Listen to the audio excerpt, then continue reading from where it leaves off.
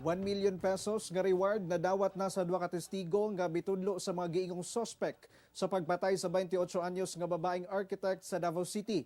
Samtang hepe sa Kalinan Police Station sa Davao City girelieve sa pwesto. Atong ibalik si Argel Relator.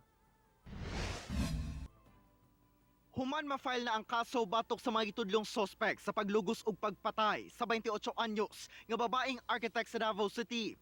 Gikumpirma sa Davao City Police Office nga nadawat na matud pa sa duha ka mga witness kinsa mao'y nakatudlo sa mga giingong suspect sa krimen ang reward nga 1 million pesos. Yes, nadawat na nila ang ilang reward. So meaning 500,000 each, sir?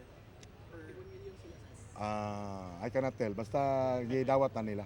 Samtang gitangtang nasa pwesto isip Station Commander sa Kalinan Police Station si Police Major Neil Vestar ni adtong Biyernes.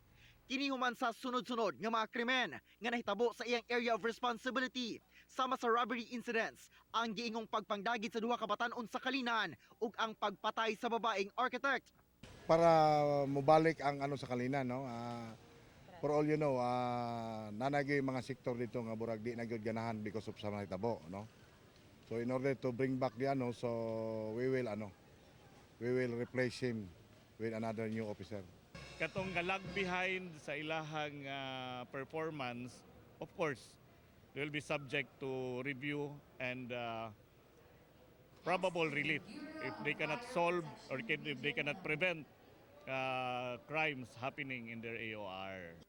Si Police Major Ricky Obenza mo'y mihulip sa pwesto ni Vestar. Si Obenza ang kani Force Commander sa 1st City Mobile Force Company nga mo'y posisyon na karon ni Vestar. Ang atong ginauna karon no pahugtan natong atong seguridad sa Kalinan.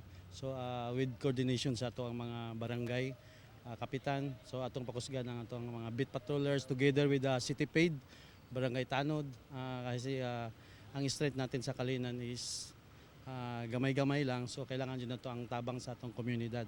Kauban si Melchor Awing sa kamera. Ako si Argel Relator para sa One Mindanao.